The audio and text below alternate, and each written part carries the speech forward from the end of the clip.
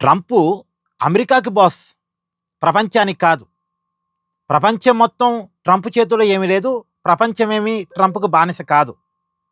Trump ఆలోచన తప్పైనా, ఒప్పైనా America అధ్యక్షుడిగా ఉన్నాడు కాబట్టి అమెరికాలో ఇంప్లిమెంట్ చేసుకోవచ్చేమో.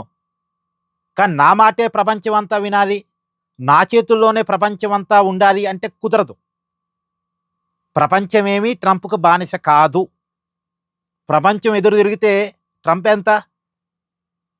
అందుకనే చూడండి నిన్న ట్రంప్ ఒక కీలకమైన స్టేట్మెంట్ ఇచ్చి వెనక్కి తగ్గాడు.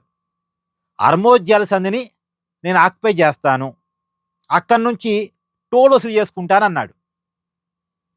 అంటే హర్మోజ్ జలసంధి ద్వారా జరిగే ఎగుమతులు, దిగుమతుల మీద 20% ట్యాక్స్ వసూలు చేస్తాడట.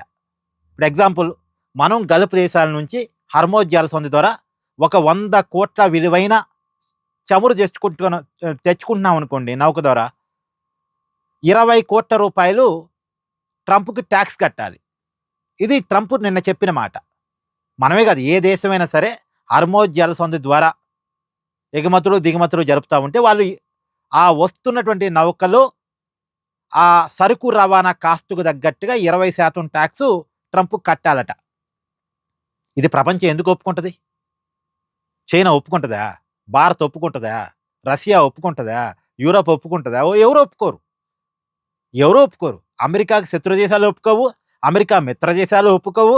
తటస్థంగా ఉండే మనలాంటి దేశాలు కూడా ఒప్పుకోవు. కాబట్టి ఒప్పుకోవు కాబట్టి ప్రపంచం తిరగబడే అవకాశం ఉంది కాబట్టి విమర్శలొచ్చాక ట్రంప్ కొంత వెనక్కి తగ్గాడు. లేదు లేదు ఎలాంటి ట్యాక్స్ వసూలు చేయను అని నిన్న తన స్టేట్మెంట్‌ని వెనక్కి తీసుకున్నాడు. ఇప్పుడేమంటున్నాడు? ఎలాగూ హర్మోజ్ జలసంధిని నా చేతిలో పెట్టుకుంటాను కాబట్టి అటునుంచొచ్చే ఎగుమతులకు, దిగుమతులకు నేను రక్షణ ఇస్తాను కాబట్టి అక్కడ వచ్చే ఎగుమతులు, దిగుమతులన్నీ ఎవరివి? గల్ఫ్ దేశాలకు సంబంధించినవి.